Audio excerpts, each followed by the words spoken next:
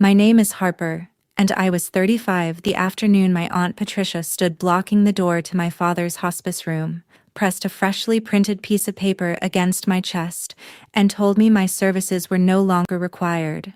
I had spent the last 5 years of my life as my father's primary caregiver. I had managed his medications, driven him to hundreds of oncology appointments, bathed him when he was too weak to stand, and watched the man who raised me slowly fade away. Patricia had not visited him in 3 years, but the moment the doctors announced he was transitioning to end-of-life care, she materialized in the hallway, wearing a black designer trench coat and a look of profound, manufactured grief. She blocked the doorway with her body, flanked by her 30-year-old son, Kevin, and handed me what claimed to be my father's new last will and testament. She offered me a pitying, tight-lipped smile. "Your father had a moment of clarity last night, Harper," Patricia whispered, her voice dripping with the kind of fake sympathy that makes your skin crawl. "He realized how much of a burden this house and the estate would be on a single woman like you. He wants Kevin to manage the family legacy. You've done your part as the nurse. You get to keep the memories. We'll take it from here." I didn't scream at her. I didn't shove my way past her to get to my unconscious father. I didn't even crumple the flimsy piece of paper she had shoved into my hands. I simply looked at the forged signature at the bottom of the page, smoothed the document flat, and walked away. Because what Patricia didn't know, what she was far too greedy and far too arrogant to ever investigate, was that I didn't just play the role of my father's nurse. I am a deputy clerk for the county probate court. I process wills for a living, and I knew, with absolute, terrifying certainty, that the forged document in my hand was attempting to steal an estate that legally did not exist. Welcome back to Calm Drama Stories, the channel where we tell the quiet, true-to-life stories of women who stop absorbing the cruelty of opportunistic families and start serving them the paperwork instead. If you love stories where the loudest, greediest people in the room are silenced by a single ironclad document, you are in the exact right place. Drop a comment below to let me know where you are listening from today, and make sure you hit that subscribe button so you don't miss the next one. To understand the sheer, breathtaking criminality of what my Aunt Patricia attempted in that hospital hallway, you have to understand the prize she thought she was stealing and the man who built it. My father, Thomas, was a brilliant, hard-working structural engineer. He was a quiet man who saved aggressively, invested wisely, and built a beautiful, custom 4-bedroom home on a sprawling piece of lakefront property. It was his masterpiece. It was the house I grew up in, the house my mother passed away in, and the house he swore he would never sell. By the time he was diagnosed with late-stage pancreatic cancer, that property, combined with his retirement accounts, put his total net worth comfortably over $3 million. My Aunt Patricia, his younger sister, was his exact opposite. Patricia was a woman who treated money like water and relationships like ATMs. She had spent her entire adult life bouncing from one bad business venture to another, always relying on my father to bail her out. Her son, Kevin, was cut from the exact same cloth. Kevin was 30 years old and referred to himself as an entrepreneur, which essentially meant he lived in Patricia's basement, traded cryptocurrency at a loss, and leased a BMW he couldn't afford. They viewed my father not as a brother or an uncle, but as a walking safety net. When my father was first diagnosed, the doctors gave him a terrifyingly short timeline. I was 30 years old, working my way up the ladder at the county courthouse. Without a second thought, I moved out of my apartment, moved back into the lakefront house, and became his full-time caregiver. I called Patricia the week of his diagnosis, assuming she would want to help, or at least be there for her brother. "Oh, Harper, that is just devastating news." Patricia had sighed over the phone, sounding like she was reacting to a canceled television show rather than a terminal diagnosis. "I would love to come over and help, but Kevin is launching a new app startup, and I am just swamped managing his back-office stuff. Plus, hospitals just give me such terrible anxiety. You're so practical and steady, Harper. You're so much better at the clinical things than I am. Keep me updated, okay?" She didn't visit, She didn't call on his birthdays. For 5 grueling years, as my father outlived the doctor's initial prognosis through sheer stubbornness and aggressive treatments, I was the only one there. Caregiving is a unique, invisible kind of isolation. It is waking up at 3 a.m. to the sound of vomiting. It is managing a spreadsheet of 20 different medications, arguing with insurance adjusters, and watching a man who used to carry you on his shoulders become too weak to hold a glass of water. I gave up my social life. I used up all my paid time off. But I never complained, because he was my father, and I loved him deeply. My father and I never talked about Patricia's absence. We didn't need to. He understood exactly who his sister was. "She's waiting for me to die, Harper," my father told me one evening. We were sitting on the back deck, wrapped in blankets, watching the sun set over the lake. He was impossibly thin, his hands shaking slightly as he held his tea. "The second I'm gone, she and Kevin are going to come circling for this house like vultures. They think because you're quiet, you'll just roll over and let them take it." "I won't let them take it, Dad," I promised him quietly. "I know you won't," he smiled, his eyes sharp and clear despite the illness, "because we are going to make it mathematically impossible for them." My father was an engineer, which meant he loved structural integrity. He wanted his estate plan to be as strong as the bridges he used to design, and because I worked in the probate court, I knew exactly how families tore each other apart over wills. When someone dies with only a last will and testament, their estate must go through probate. Probate is a public, court-supervised legal process. It is lengthy, it is expensive, and most importantly, it is highly vulnerable to being contested. Any relative can hire a lawyer, file an objection, and tie the estate up in litigation for years. I knew Patricia would contest any will that didn't leave everything to her and Kevin. She would claim, my father was not of sound mind. She would claim I exercised undue influence as his caregiver. She would drag my father's legacy through the mud just to force me into a financial settlement. So, 5 years ago, my father and I bypassed probate entirely. We hired a top-tier estate attorney and established the Thomas Hayes Revocable Living Trust. A living trust is a private legal entity. My father legally transferred the deed to the lakefront house, all of his investment accounts, and his liquid assets directly into the name of the trust. He no longer owned them. The trust owned them. My father was the initial trustee, maintaining total control while he was alive. But the paperwork explicitly designated me as the successor trustee and the sole beneficiary upon his death. When a person with a properly funded living trust dies, there is no probate court. There is no public record. The assets simply pass to the beneficiary in total privacy. Patricia couldn't contest his will in court, because, technically, my father would die owning absolutely nothing to contest.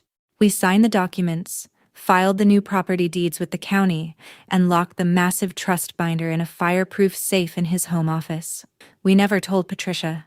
My father wanted to enjoy his remaining time in peace, without his sister harassing him for money he had legally locked away. Fast forward 5 years, the treatments stopped working. My father's body finally gave out. The oncology team gently informed me that his organs were failing, and he was moved to a specialized inpatient hospice facility to keep him comfortable for his final days. He was heavily medicated, slipping in and out of consciousness. I sat by his bed for 3 days, holding his hand, listening to the rhythmic mechanical hum of the oxygen machine.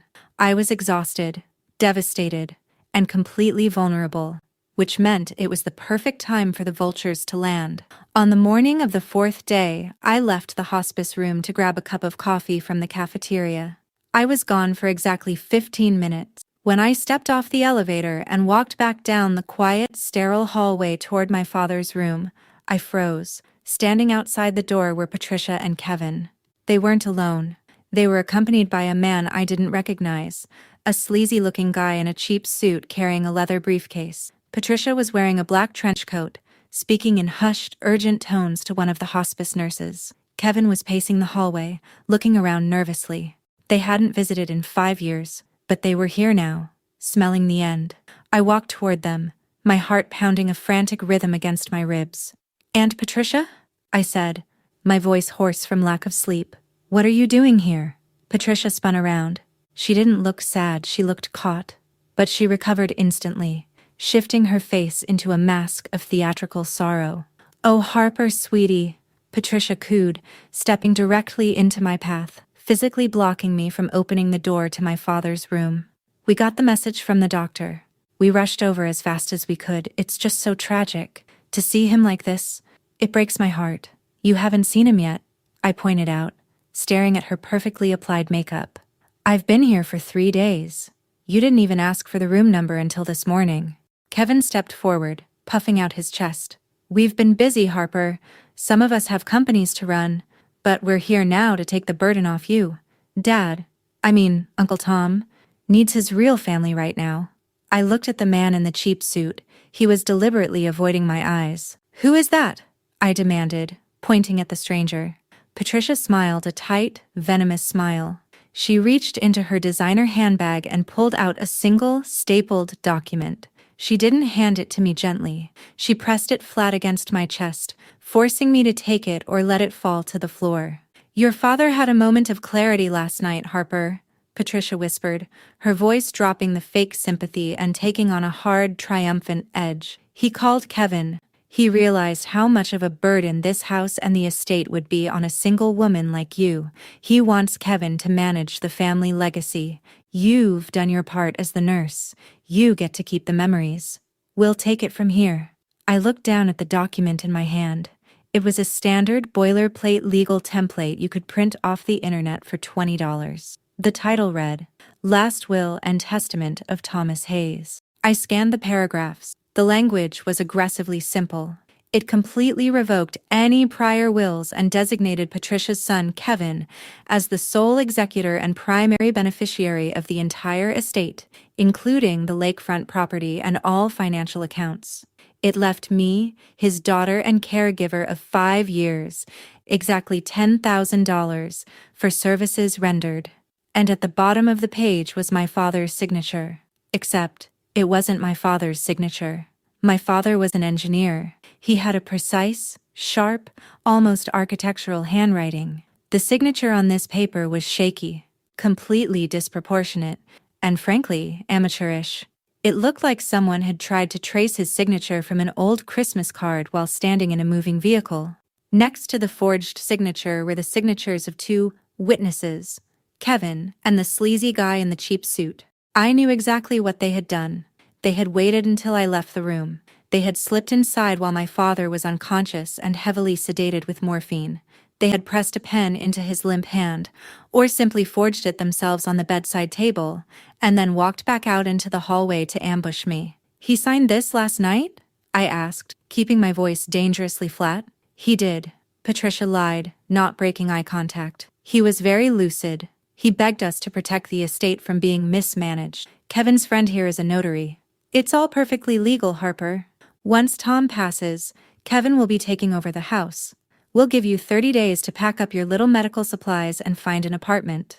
I looked at the notary. Notarizing a signature of a person who lacks testamentary capacity, a man who is unconscious in a hospice bed, is a felony. Forging the signature yourself is an even bigger one. A normal daughter would have lost her mind. She would have screamed for the nurses. She would have torn the paper to shreds, slapped her aunt across the face, and caused a massive scene that would have resulted in hospital security dragging everyone outside. But I am a deputy clerk of the Probate Court. I knew that tearing up a copy of a fake will doesn't solve anything. They would just print another one. And I knew that arguing with a narcissist who believes they have just secured a $3 million payday is completely pointless. I looked at Patricia. I looked at her smug, arrogant son, who was already mentally spending my father's money. "I see," I said softly. I carefully folded the forged will and slid it into my purse. "What are you doing?" Kevin asked, his smirk faltering slightly. "You can't keep that. It's the original." "I'm keeping it," I replied, my voice calm, cold, and final.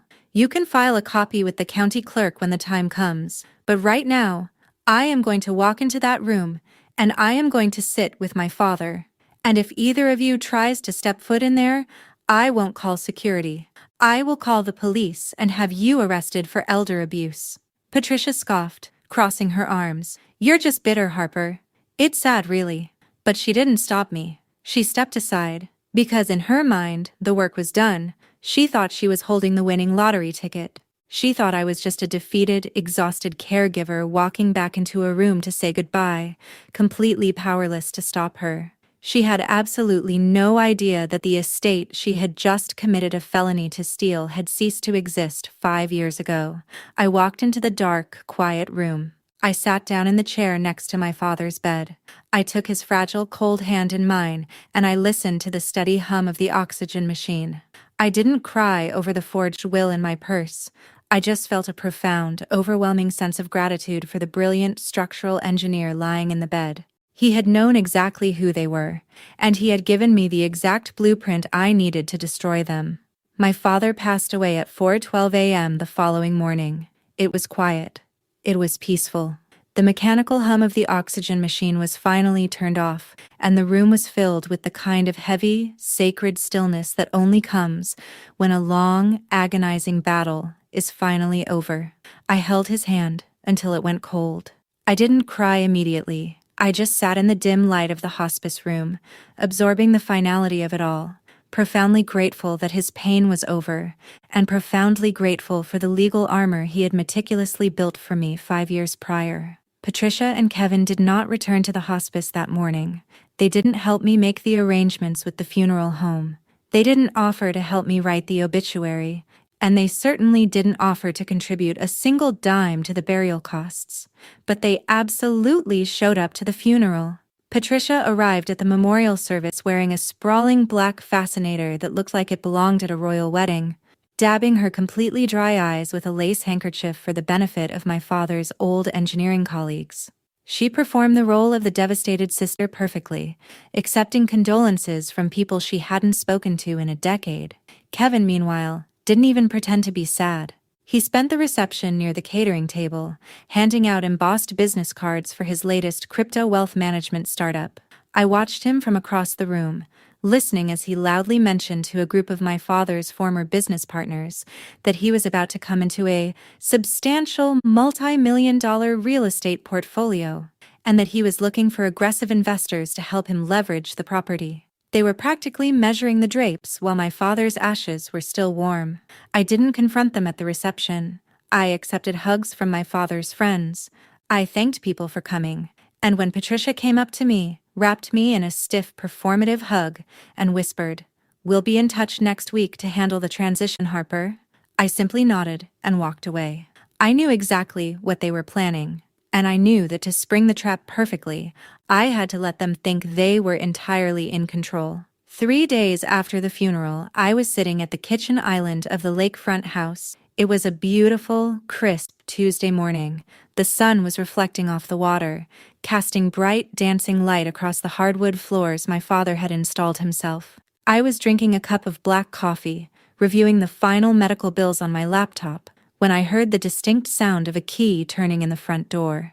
My father had given Patricia a spare key to the house 10 years ago for emergencies. She had never used it to check on him when he was sick, but she was certainly using it now. The heavy front doors swung open and Patricia marched into the foyer, followed closely by Kevin and a man wearing a tool belt and carrying a clipboard. "The foyer definitely needs to be opened up," Kevin was saying loudly, pointing at the load-bearing archway that separated the entryway from the living room. "It's way too enclosed. We'll knock this out, put in a glass partition, and completely modernize the aesthetic. It'll flip for at least 3.5 million. I didn't jump up. I didn't shout. I simply closed my laptop, took a sip of my coffee, and watched them walk into my kitchen. Patricia stopped when she saw me sitting at the island. She didn't look embarrassed to be caught breaking into my home. She looked annoyed that I was still there. "Harper, really, you should be packing," Patricia sighed, dropping her designer handbag onto the pristine granite counter.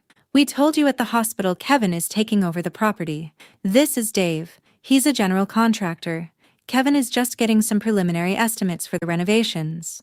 Kevin walked into the kitchen, looking around with the arrogant, possessive sneer of a conqueror surveying his new kingdom. Yeah, Harper, you need to start clearing out this medical equipment today.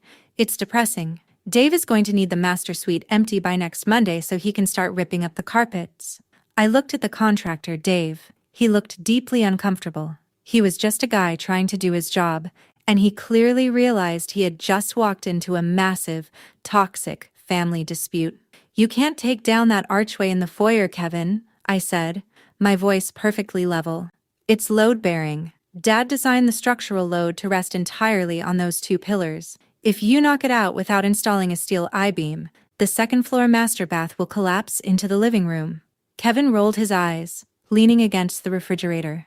I don't need your advice, Harper. I'm the owner now. I make the decisions.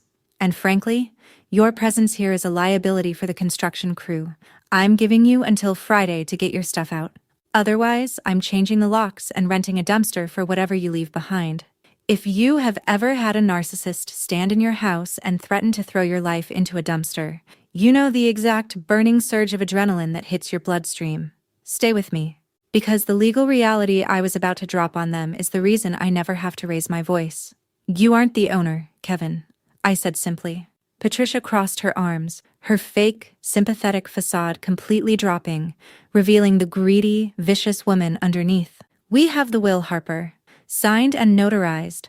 Your father left everything to Kevin. The house, the accounts, everything. You get $10,000, which we won't be writing the check for until you vacate the premises. A piece of paper in your purse doesn't make you the owner, Patricia, I explained gently, speaking to her as if she were a particularly slow toddler. A will is not a deed. A will has absolutely zero legal authority until it is formally admitted to the county probate court, reviewed by a judge, and stamped by the clerk. Until a judge officially appoints Kevin as the executor and issues letters testamentary, he has no legal right to touch a single doorknob in this house, let alone hire a contractor to demolish the walls. I looked at the contractor. Dave, if you swing a hammer in this house without pulling permits authorized by the legal, court-appointed owner of the property, I will personally see to it that your contractor's license is revoked by the state board. Dave didn't hesitate. He looked at Kevin, looked at me, and immediately backed toward the front door.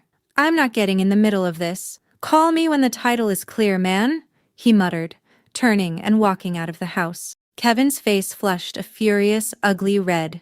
You little... He took a step toward me, his fists clenching. Careful, Kevin, I warned, not moving an inch. I know the law. You are trespassing. Leave the keys on the counter and get out of my house. Both of you. Patricia grabbed Kevin's arm, pulling him back. She looked at me with pure, unadulterated hatred.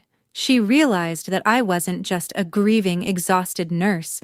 I was a professional, and I knew the rules of the game they were trying to play. Fine, Patricia hissed, her eyes narrowing. You want to play it by the book, Harper? We'll play it by the book. We'll file the will with the court tomorrow morning. Once the judge stamps it, Kevin will be returning with the sheriff to throw you out on the street. Enjoy your last 3 days by the lake. She dropped the spare key on the granite counter with a sharp clack. She turned on her heel and marched out the front door, pulling her furious son behind her. I sat alone in the quiet kitchen. I picked up my coffee mug. It was still warm. I didn't feel afraid. I felt an overwhelming, profound sense of anticipation, because Patricia and Kevin had just made the exact catastrophic mistake I needed them to make. As long as that forged internet will was just a piece of paper sitting in Patricia's designer handbag, it was merely a threat. But the moment they walked into a government building and handed that forged document to a judge, claiming it was authentic, they crossed a massive, irreversible legal line. They transitioned from being greedy relatives to being active participants in felony fraud upon the court, perjury, and uttering a forged instrument. And they had completely forgotten where I worked. The next morning, I put on my best professional suit. I didn't drive to the lakefront house. I drove to the county courthouse. I swiped my badge, walked past the metal detectors, and took the elevator up to the 4th floor, the probate division. As a deputy clerk, my job is to process the initial intake of all estate filings. I manage the docket. I review the petitions before they are assigned to a judge to ensure all statutory requirements are met. My desk sits directly behind the thick, bulletproof glass of the intake window. At 10:30 a.m., exactly as Patricia had promised, the elevator doors opened. Patricia and Kevin stepped out into the marble hallway. They were accompanied by a man in a cheap, ill-fitting suit carrying a leather briefcase. It wasn't the sleazy notary from the hospital. This was clearly a cut-rate attorney they had hired to legitimize their filing. I watched them from behind the glass. They didn't see me. They were too busy whispering excitedly to each other, absolutely vibrating with the thrill of their impending $3 million payday. They thought they were executing a flawless heist. I quietly stepped away from the front intake window and asked my colleague, Sarah, to handle the next ticket.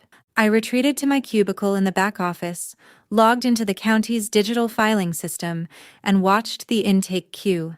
10 minutes later, Sarah scanned the document into the system. Estate of Thomas Hayes. Petition for probate of will and for letters testamentary. Petitioner, Kevin Hayes. I opened the digital PDF of the filing. There it was. The forged internet will. The fake signature of my father. The sleazy notary's stamp. Attached to it was a sworn, notarized affidavit, signed by Kevin, stating under penalty of perjury that to the best of his knowledge, this was the true, original, and final, last will and testament of Thomas Hayes. They had done it. They had formally, legally committed perjury on the public record. I printed a certified copy of the filing. I didn't alert the judge. I didn't flag the file for fraud. You never interrupt your enemy when they are in the process of destroying themselves. Instead, I picked up my phone and dialed the number of Elias Sterling, the senior estate attorney my father and I had hired 5 years ago to draft the revocable living trust. Elias, I said when he answered the phone, it's Harper Hayes. My father passed away. Harper, I am so incredibly sorry, Elias said, his voice warm and genuinely sympathetic. Tom was a brilliant man. How are you holding up? I'm fine, Elias, but I need to retain your services immediately, I said, looking down at the forged will in my hand. My Aunt Patricia and my cousin Kevin just filed a forged will with the probate court. They are attempting to steal the estate. They signed sworn affidavits claiming it's authentic. There was a brief silence on the line. Then, I heard Elias let out a low, dark chuckle. Elias was a legal shark who had spent 40 years destroying people who tried to play games with his clients' money. They filed a forged will? Elias asked, almost sounding amused. For an estate that doesn't exist? Because the assets are locked in a private trust? Yes, I confirmed. Harper, my dear, Elias said, the amusement in his voice sharpening into pure, predatory legal excitement. They didn't just step on a landmine, they swallowed it. Let me guess. They hired a cheap lawyer who didn't bother to run a title search on the house? Exactly. They think they hold all the cards. I want to let them sit at the table. Send me a copy of their filing, Elias commanded. I'll draft the response. How do you want to handle the reveal? I don't want to do it in court, I replied. I want to do it to their faces. I want them to think they've won right up until the second they realize they are going to prison. 2 days later, the trap was set. Patricia and Kevin's cut-rate lawyer, a man named Vance, sent a formal demand letter to the lakefront house via certified mail. The letter was a masterpiece of legal arrogance. It stated that Kevin had been officially recognized as the petitioner for the estate, and it demanded my presence at Vance's law office on Friday morning for a mandatory estate transition meeting. The letter stated that if I did not appear and surrender the keys to the property, they would seek a court order for my immediate eviction and hold me liable for legal fees. They were trying to bully me into submission using the terrifying letterhead of a law firm. They assumed I was just a civilian who would be paralyzed by legal jargon. Friday morning arrived. I did not bring Elias with me. Bringing a top-tier shark to a meeting with guppies would have tipped them off that I had actual power. I wanted them to feel supremely confident. I drove to Vance's office, which was located in a drab, aging strip mall on the outskirts of town. I wore the same professional suit I wore to the courthouse. I carried a sleek, heavy leather briefcase. When I walked into the conference room, Patricia and Kevin were already sitting at the polished veneer table. They looked like the cats who had caught the canary. Patricia was wearing a smug, triumphant smile. Kevin was leaning back in his leather chair, tapping a very expensive-looking pen against the table. Vance, the lawyer, sat at the head of the table. He was a balding man with a cheap tie and the arrogant demeanor of an attorney who is used to bullying unrepresented people into terrible settlements. "Ah, Harper, glad you could make it," Vance said, not standing up to greet me. He gestured vaguely to the empty chair across from Kevin. "Have a seat. We have a lot of ground to cover, and I charge by the hour." I sat down. I placed my leather briefcase on the table. I didn't open it. "Let's get right to it," Vance began, pulling a file folder toward him. "As you are aware, your father's last will and testament has been formally filed and accepted for probate by the county court. The judge will be issuing letters testamentary to Kevin by the end of the month. As the sole executor and primary beneficiary, Kevin has the legal authority to secure all estate assets immediately." Vance slid a piece of paper across the table toward me. "This is a formal agreement to vacate the premises," Vance explained, tapping the paper. "Patricia and Kevin are generous people. They recognize that you provided care for Thomas in his final years. If you sign this agreement today, committing to vacating the lakefront property within 48 hours and surrendering all house keys and banking tokens, Kevin is prepared to write you a check for your $10,000 inheritance today, cash in hand. You can walk away clean." Patricia leaned forward, resting her chin on her hands. "It's more than fair, Harper. You can use the 10 grand to put a down payment on a nice little apartment downtown. We won't even charge you rent for the extra week you stayed in the house." Kevin smirked. "Sign the paper, Harper.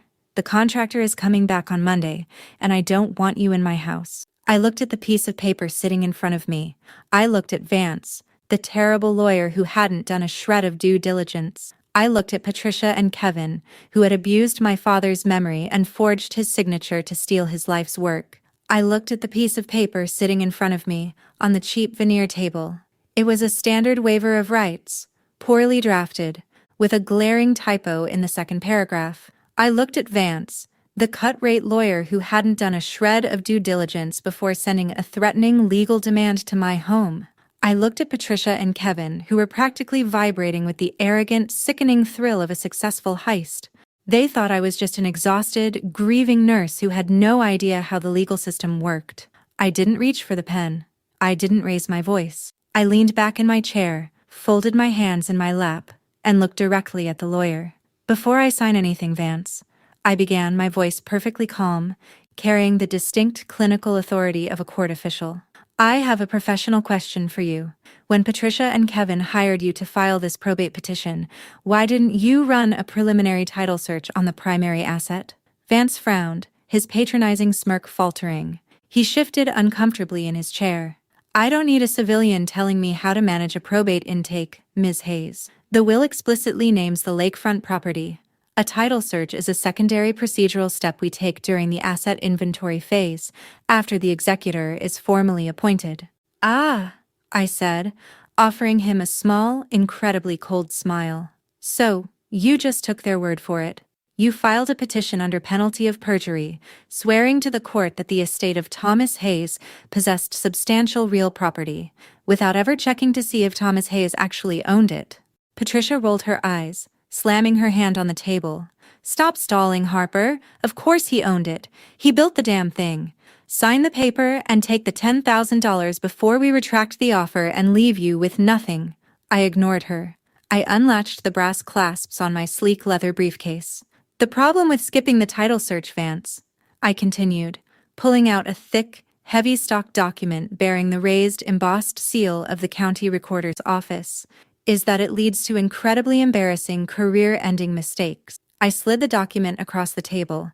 It stopped right in front of Vance's hands. "That is a certified, stamped copy of the warranty deed for the lakefront property, recorded 5 years ago," I explained, projecting my voice so every syllable landed like a hammer strike. "I highly suggest you read the name of the grantee." Vance picked up the deed, annoyed. But as his eyes tracked across the legal description and landed on the transfer of ownership, his annoyance vanished. The color completely drained out of his face. He swallowed hard, his Adam's apple bobbing in his throat. "The grantee," Vance stammered, reading the line again to make sure he wasn't hallucinating. "The grantee is the Thomas Hayes Revocable Living Trust." "Exactly," I said.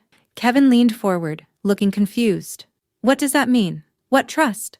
It means your uncle didn't own the house when he died, Kevin, Vance said, his voice dropping into a terrified hollow rasp. He looked at Patricia, his eyes wide with the sudden realization that he had just stepped onto a legal landmine.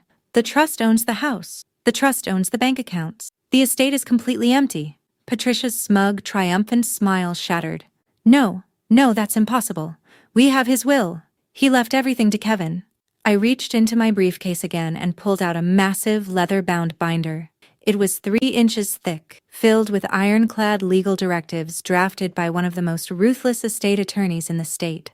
I opened it to the first page and turned it to face them. A will only controls assets that are subject to probate, Patricia, I explained, using the exact same tone I used to explain filing fees to confused citizens at the courthouse window. But 5 years ago, my father and I bypassed probate entirely. We established a revocable living trust. He legally transferred the deed to the house, his retirement accounts, and his liquid assets into the trust's name. When he passed away on Monday, the trust didn't die with him. It simply transitioned to the successor trustee. I tapped the line item on the page. Which is me, I said. I am the sole successor trustee, and I am the sole irrevocable beneficiary. My father's estate doesn't hold a single dime. The forged piece of garbage you brought to the hospital is completely, legally worthless. It controls absolutely nothing.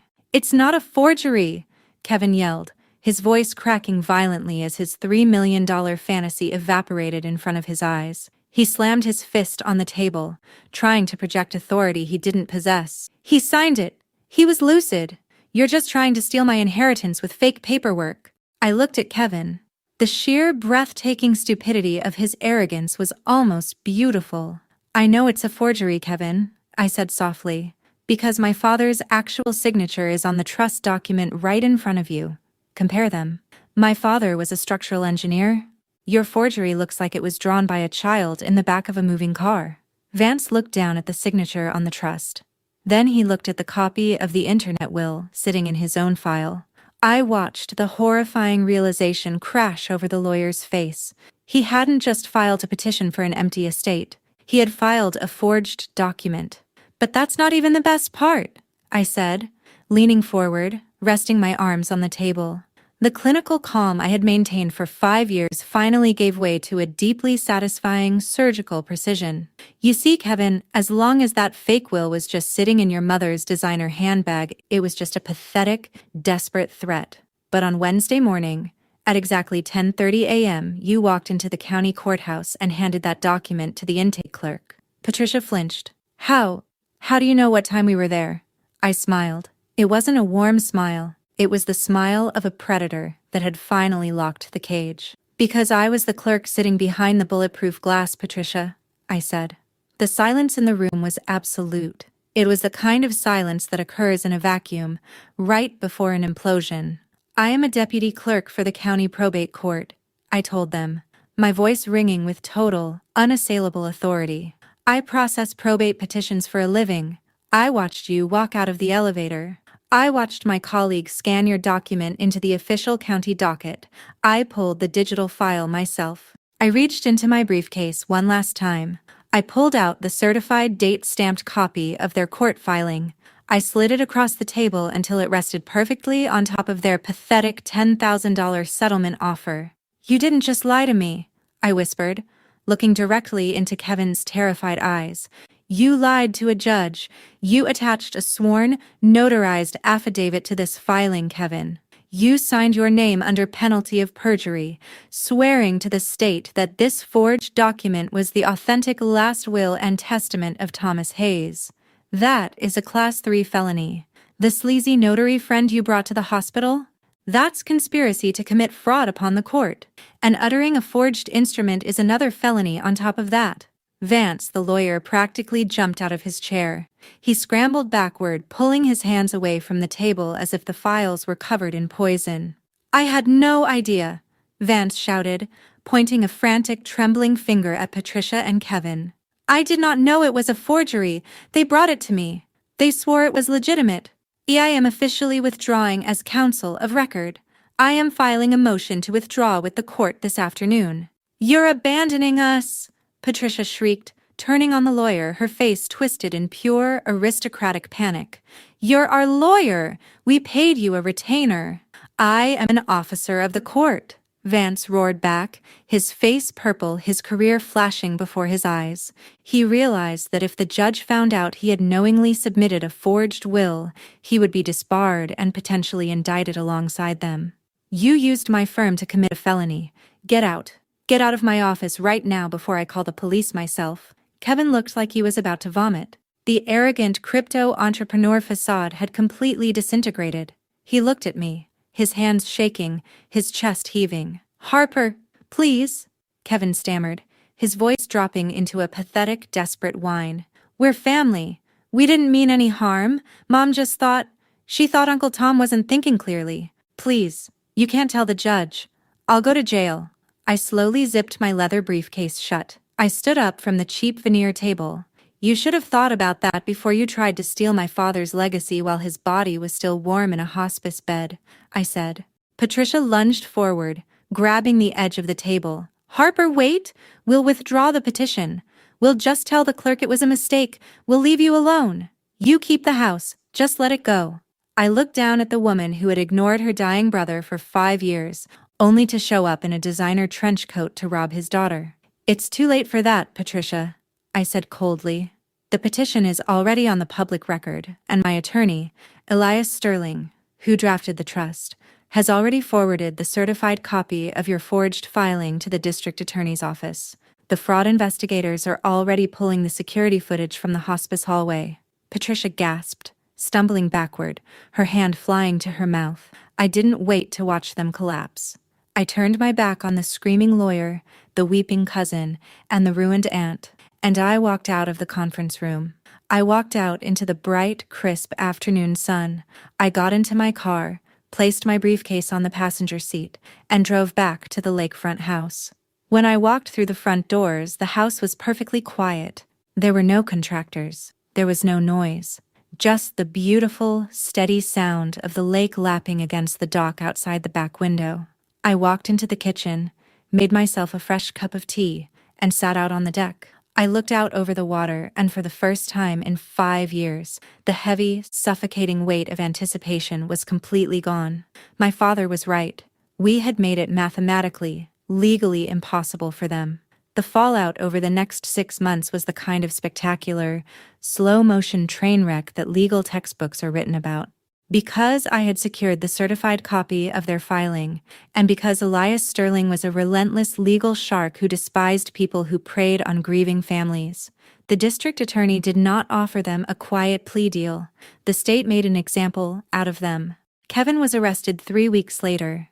When the police pulled him over in his leased BMW, he completely cracked. He confessed to everything in the interrogation room, sobbing like a child, telling the detectives that it was entirely his mother's idea and that she had orchestrated the entire forgery. Patricia, horrified that her own golden child had turned on her to save his own skin, tried to hire a high-powered defense attorney to fight the conspiracy charges. But high-powered defense attorneys require massive liquid retainers. Patricia didn't have my father's $3 million to pay them. She ended up having to liquidate her own modest retirement accounts and sell her suburban home just to keep herself out of a maximum security facility.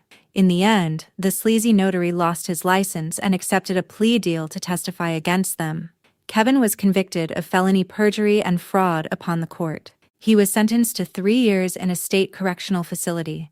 Without a clean background check, his entrepreneurial career is permanently over. No bank will ever lend to him, and no corporate entity will ever hire him. Patricia avoided jail time by pleading guilty to conspiracy, but she was sentenced to 5 years of supervised probation and slapped with massive, crippling financial fines. She lives in a tiny, rented apartment on the other side of the state now. Her country club friends abandoned her the second her mugshot hit the local news. The social standing she valued above everything else was utterly annihilated. Vance, the cut-rate lawyer, survived the ordeal, but he was heavily reprimanded by the State Bar Association for failing to perform basic due diligence. His reputation in the legal community is permanently stained. As for me, I didn't sell the house. I kept it. I took a month of leave from the courthouse to finally grieve my father in peace. I sat on the deck. I watched the sunsets, and I slowly let the adrenaline of the last 5 years leave my body. When I returned to work, I was promoted to senior probate administrator. I sit behind the bulletproof glass, and I review every single will that comes across my desk with the sharp, uncompromising eye of a woman who knows exactly what greed looks like when it tries to hide behind a signature. My Aunt Patricia tried to treat me like a disposable nurse. She thought that because I was a caregiver, I was weak. She assumed that because I was quiet, I was uneducated. She looked at a $3 million estate and saw a target, completely failing to realize that the man who built it had designed an impenetrable fortress to protect it. She learned the hard way that the most dangerous person in the room is never the one screaming demands. It's the one who quietly files the paperwork. I was 35 the afternoon my Aunt Patricia blocked the door to my dying father's room and told me my services were no longer required. I was 35 and a half when I watched the bailiff put her son in handcuffs. That is my story. One forged internet template, one unbreakable living trust, and a family of vultures who finally learned what happens when you try to commit perjury in front of the clerk who runs the docket. If you are currently managing the care of a loved one, and you can feel the toxic, opportunistic relatives circling the waters, take this as your sign. Do not wait for the crisis to hit. Get an ironclad estate attorney, lock the assets in a trust, and let the law do the heavy lifting. You don't have to argue with greedy people. You just have to let them walk into the trap. Thank you so much for joining me today on Whispered Drama Stories. If you loved watching Patricia and Kevin's arrogance become their ultimate downfall, drop a comment below and let me know your favorite moment from the lawyer's office. Please hit the like button, share this video with anyone who needs a reminder that the quiet ones always keep the receipts, and make sure you are subscribed so you never miss a story.